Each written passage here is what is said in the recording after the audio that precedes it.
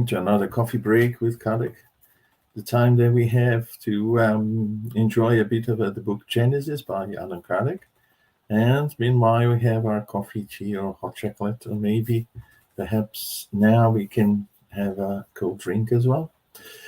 Well, the important thing is that we enjoy these 15 minutes that we have to talk about some aspects of the book.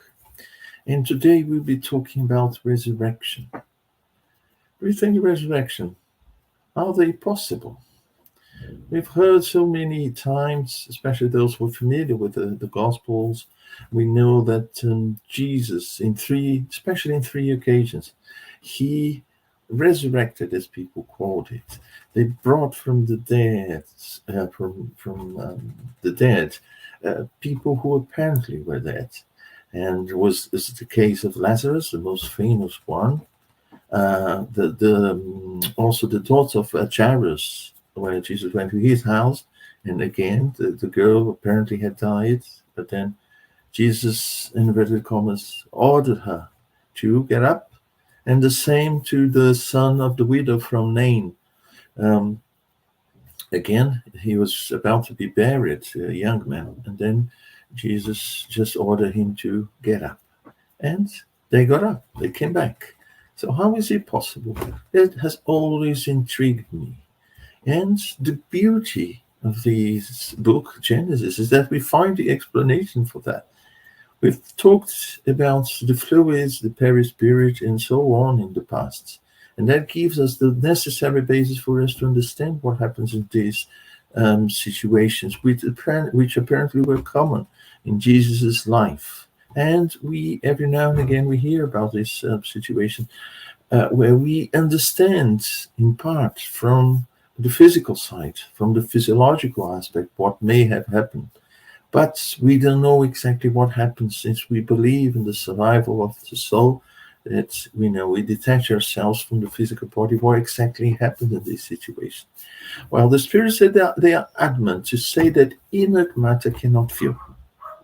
And the same about the perispiritual fluids. The fluids, they don't feel. So, where are the feelings, the sensations that we have coming from? Well, they come from different parts. They may come from the physical level, from our physical body, but they may also be parts of our experiences through our fluids. The fluids, they get through the perispirit to us, the spirit. So the sensory center is the spirit.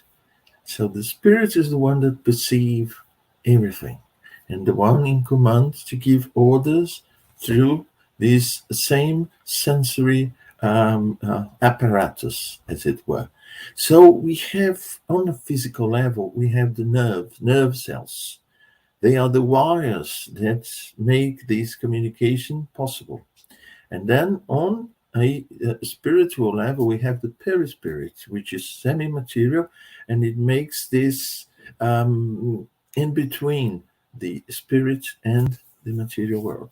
So we get the sensations through the perispirit, which is fluidic, but the sensations are not in the perispirit per se, are not perceived by the perispirit per se. They are perceived by the spirits.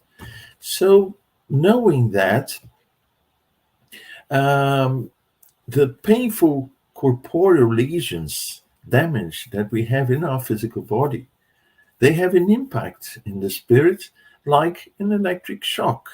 We have this damage, and this damage then is conducted by the nerve cells, and from the nerve cells to the fluidic cells, as it were, the perispirit, and then the spirit perceives that. And as the spirits put in the book Genesis, they say the spirit perceives as an electric shock. So the nerves are the conducting wires, and then the perispiritual fluid, they are like the nerves, but on a different level, then conducting this information to the spirit. So the spirit is there at the very center of everything, and he's the one that actually processes the information that coming from nerve cells perispirit, and then to the spirit itself. So, can this process be interrupted? Yes, it can be interrupted due to different causes. First one is the separation of a limb. We may have, an amputation, for instance, an accident or something, and part of the body is taken away. And then in this case, of course, the physical limb is not there anymore.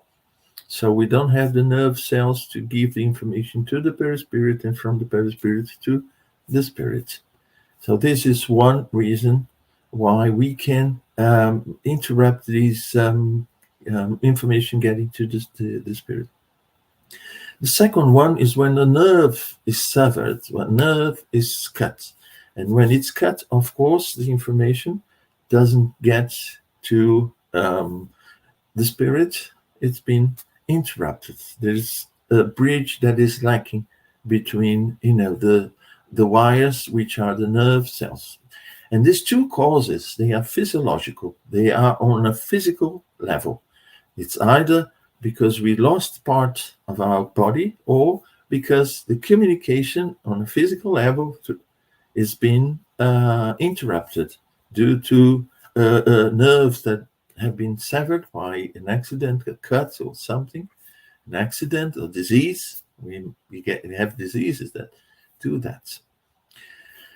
But also, we may have a cause of this interruption which is not provoked by changes in the physical body, but changes in the spirit itself. And it can promote a partial or a general interruption. And this may happen without any lesion whatsoever. And there are three situations when this may happen. Spirit's emancipation, when the spirit detaches itself from the body, it's a temporary detachment, and then the emancipation of the soul, the spirit then enjoy more freedom. The perispirit recovers part of its property or capacities that are dormant while in the physical body. And then the physical body has less impact, bringing in information from the physical level to the spirit. And great overexcitement or preoccupation, concern, or the situations that take us to extreme, in this case overexcitement or then concern about something or someone, it may block the communication between the body and the spirit, as it's been said, partially or generally. And then we have, in this case, the spirit enjoys for a moment this higher degree of freedom, which is natural when we don't have a physical body. So, when the spirit is in this situation, no longer thinks about the body. And it's like in this situation, it changes a state, we normally say it changes its state of vibration. And it shrinks. It's almost like shrinking or expanding, or actually getting out of this mode, rigid mode, which is the physical body. The spirits, they say that we have molecules by molecule, the physical body and the spiritual body, which is the perispirit, they are attached. It is as if we had a mold, like an ice tray, where you put water, put in the fridge, and then the water becomes ice, solid, and then we have solid with solid. And the tray is the physical body. The water is the perispirit, which is momentarily solid, lost its fluidity, lost its expansion properties that is natural in vapor and liquid, but we don't have in solid. So it's there. But then for some reason, this solid, the ice, melts and even becomes vapor. So it's enjoying now a property which is very different from the rigid tray. That's why they say sometimes molecules in the perispirit, which are attached to the corresponding molecules in the physical body, they become sort of elastic, while the molecule in the body is always rigid unless it disintegrates with death, for instance. It's very rigid all the time, but the perispiritual molecules are not. And sometimes they allow themselves, in inverted commas, of course, they allow themselves to become more flexible. And because they become more flexible, they enjoy something that we can't enjoy while restricted by the physical body. Or I'll get the example of a radio set. For those who are not that young and used to have a radio set, there was usually a switch at the back where we could change frequency from short waves to mid waves to AM, FM, for instance. And let's say that when the switch is on short waves, we are fully attached to the physical body. Short waves attached to the physical body. So there's only the communication between radio sets and radio station. But when we change the frequency away from those short waves, we start to get interference from other frequencies.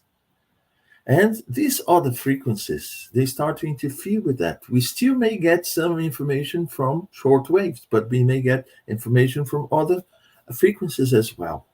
And we start to enjoy or hear or pay attention to things that we normally don't do. That's why we are detaching ourselves from the physical body. And we may move perhaps completely away from short waves. That means we disconnect from the physical body on a temporary basis. The final detachment occurs only with death. And then what happens is we have these detachments. Well, having said that, we know of situations, similar situations, where we lose some of our physical sensations when we have a discharge, sudden discharge of adrenaline. For instance, we get scared, or we are about to have an accident. So our body reacts in a way to this discharge of adrenaline in our bloodstream. The purpose of that is to prevent us from getting great damages in our body. So there is a constriction. The blood vessels, they diminish in size, so we have less blood to the surface of the body. That's why we get pale. So if we have an accident, if we have a cut, we won't bleed to death. So, and we get our eyes blurred as well. All of a sudden, we don't see things clearly. It's also a way of, a self-defense mode of our physical body. But we have similar things provoked by these situations, a kind of numbness when the perispirit detaches itself a bit or a great deal from the physical body. And this is very common during lethargy and catalepsy. I won't go into detail now, because lethargy and catalepsy, they are not the same, but they are the states that we find ourselves when we are not fully aware of our physical body. And we have definitions from the medical point of view, lethargy and catalepsy, but we also have a slightly different definition for them from the spiritual point of view. And then we'll be talking in general here. There's this state that somnambulists, they get, lethargy and catalepsy, that is a temporary loss of the awareness of the physical body. It may be of a lesser or greater degree, but we talk about that in general terms. So we have also paralysis, but paralysis, the cause is in the physical body. We cut permanently the nerve communication from certain parts of the body to the brain, where we have a link in terms of communication to the spirit as such. So if we have that cut, we no longer get sensation from those areas, and we can also no longer send orders for movements to those areas of the body. But this is something different. This has a physiological cause. So what happened then to those spirits that were resurrected by Jesus? What happens is that sometimes the perispirit detaches itself. It's almost like it's going to die, but it detaches itself basically from most parts of the body, but a few of them are still connected. And the spirits, they tell us, while we have one single connection in the physical body, it may be of one molecule of the physical body connected to the molecule of the perispirit. There is a chance, I mean, we are not dead, there is a chance of us coming back. And how come we can come back from these detachments? We need a powerful fluidic influx. It may be from ourselves and it may be from someone on the outside. And from ourselves is just a strong will to get back, and then we manage to manipulate our own fluids and then restore the conditions for us to wake up in the physical body again, because we haven't detached ourselves completely. But in the case of Jesus, it was his own fluidic action that promoted this reconnection from the perispirit of those people to their correspondent body, because they weren't dead. We only die in the real sense of the word when the last connection is severed, is cut. While there's one connection, we may go back. And then sometimes this disconnection gets to a certain degree, not complete, but to a certain degree, that part of the body starts to decompose. Well, we know that that can happen because we have people with certain health problems where they have to do amputation of the lower limbs, the legs, because they are beginning to decompose. And they are still alive. And not to damage the whole body, they have to cut those parts of the body to avoid dying from a general decomposition of the body. But also the spirits are very adamant. They say that perhaps we still have some connections, but the body has to be in a state that allows us to fully return to the body. We may have some connections there, but the body no longer will allow us, does not present the necessary conditions for life to be fully restored. And then that link will very soon be broken, and then death will occur. Well, that's what I had to say. It's a fascinating topic. I advise you to go and read book Genesis, chapter 14, about catalepsy and resurrections, and so many other things so well explained in the book. That's what I had for today. Thank you so much. Bye-bye.